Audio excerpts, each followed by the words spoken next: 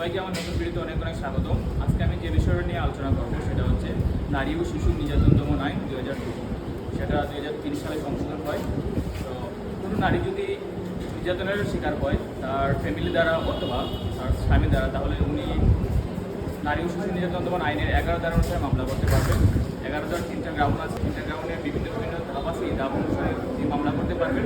হ্যাঁ, আমাদের বর্তমান সময়ে দেখা যাচ্ছে যে অনেক সময় অনেক নারী যৌতুকের শিকার হয়, অথবা দেখা যাচ্ছে যে তারা যৌতুক ছাড়া অনেক সময় দেখা ঝগড়ার শিকার হয়। স্বামী তার স্ত্রীকে আঘাত করে অথবা ফিজিক্যালি টর্চার করে। তখন ওই নারী কী করবে? ওই নারী অবশ্যই আদালতে দ্বারপ্রান্ত হবে এবং উনি মামলা করবেন। মামলার মাধ্যমে আদালতের কাছে ন্যায় বিচারের জন্য প্রার্থনা করবেন এবং আদালত যদি ওনার সাক্ষ্য প্রমাণের ভিত্তি দেখে যদি মনে করে যে উনি সত্যি শিকার হয়েছেন, নির্যাতনের শিকার হয়েছেন, তাহলে আদালত ন্যায় বিচার করবেন এবং ওনার স্বামীকে কারাবাস দেবেন অথবা অর্থদণ্ড অথবা উভয় দণ্ডে দণ্ডিত করে থাকবেন।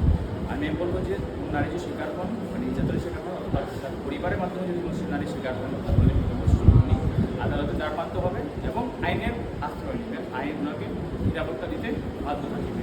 সবাই ভালো থাকবেন।